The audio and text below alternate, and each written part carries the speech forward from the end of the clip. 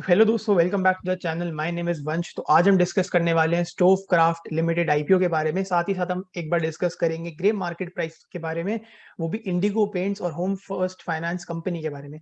तो जो Indigo paints है उसका जो जीएमपी है इस समय 870 से 880 के बीच में चल रहा है, और जो होम फर्स्ट फाइनेंस कंपनी है उसका जो आईपीओ का जीएमपी है वो इस समय 145 से 150 के आसपास का चल रहा है। दोनों कंपनीज के जो जीएमपी है वो काफी अच्छे प्रीमियम पर है इस समय, और जिससे कि हम ये पता लगा सकते हैं कि दोनों जो कंपनीज हैं वो काफ़ी अच्छे प्रीमियम पर लिस्ट हो सकती हैं, अच्छा लिस्टिंग गेन दे सकती हैं।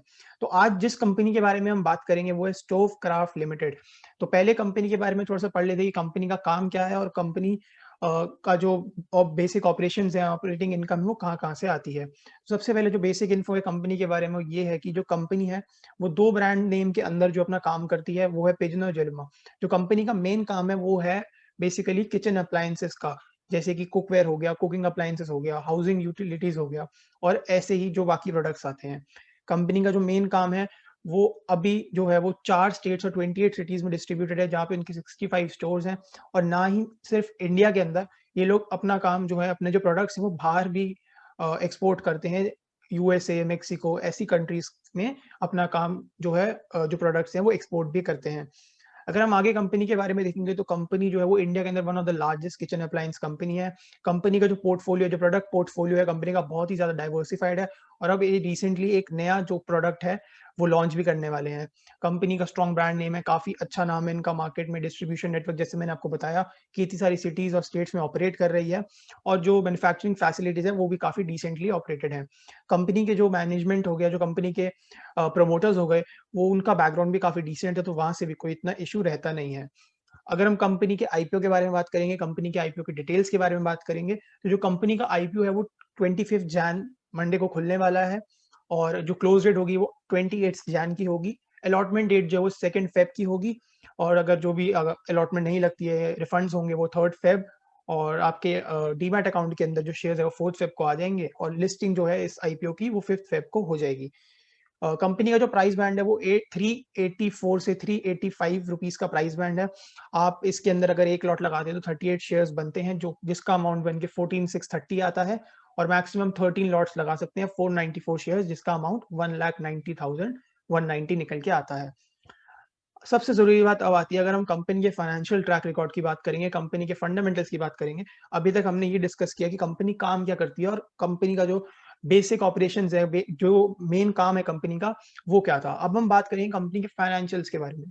जो कंपनी के फाइनेंशियल्स है, अगर हम टोटल एसेट और टोटल रेवेन्यू देखेंगे, तो टाइम टू टाइम एक हमें डिसेंट ग्रोथ जो है उनके एसेट्स और रेवेन्यू में नज़र आ रही है। बट अगर हम जब प्रॉफिट आफ्टर टैक्स, कंपनी का जो पैट है, जो कंपनी का प्रॉफिट आता है एंड में हाथ में, अगर हम वो देखेंगे तो वहाँ पे कहीं न कहीं एक नेगेटिव सी चीज़ दिखाई देती है। वो ये है कि जो कंपनी का जो प्रॉफिट है वो, उसमें हमें कोई एक डिसेंट इंक्रीज़ नहीं दिख रहा है। उसमें हमें कोई एक जिसे कहते हैं कि एक कंपनी जो है वो रेगुलर बेसिस पे प्रॉफिट जनरेट कर रही है या धीरे-धीरे इंक्रीज़ कर रही है, वो चीज़ सामने नहीं आ रही है। अगर 31 मार्च 2018 की बात करेंगे तो कंपनी ने लॉस जनरेट किया। अगर हम मार्च 19 की बात करेंगे तो एक छोटा-सा प्रॉफिट कंपनी जनरेट किया। अगर हम मार्च 20 की बात करेंगे तो वो प्रॉफिट जो है वो बढ़ तो गया। अब जो मेन बात कंपनी के फाइनेंशियल को देख के समझ आती है वो है कि कंपनी के जो एक्सपेंसेस हैं काफ़ी हाई रहते हैं। कंपनी का जो टैक्स रेट है वो काफ़ी हाई रहता है, और जहाँ तक अब समझ आया कि अ, इस साल से कंपनी का जो टैक्स है, जो टैक्स रेट है, जो टैक्स परसेंटेज है, वो कहीं न कहीं थोड़ा कम होता हुआ नज़र आएगा, जिसके हिसाब से कंपनी का जो प्रॉफिट है वो इंक्रीज़ होता हुआ हमें नज़र आ सकता है।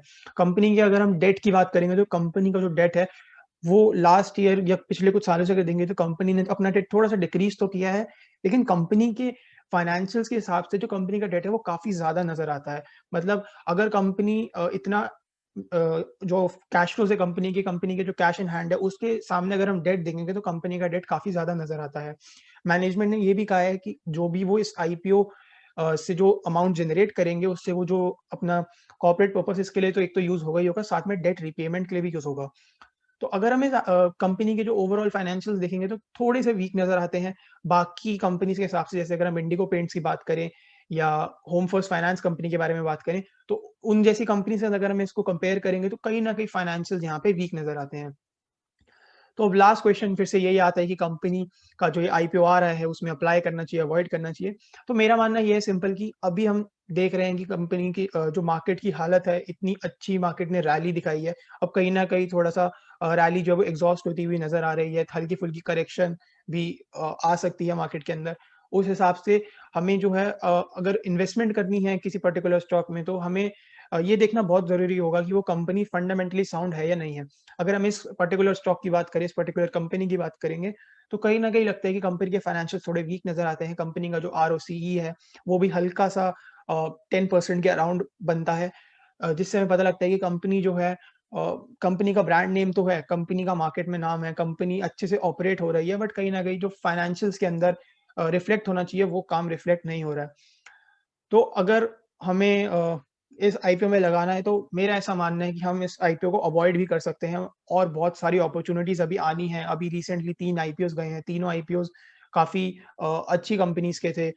तो आगे आने वाले टाइम में भी काफ़ी सारे आईपीओज़ आने वाले हैं।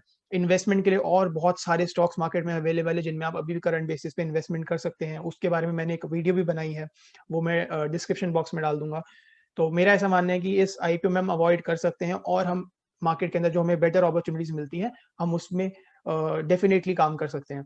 तो आई होप आपको वीडियो पसंद आई होगी। अगर वीडियो पसंद आई तो वीडियो को लाइक करना, चैनल को सब्सक्राइब करना। Thank you so much.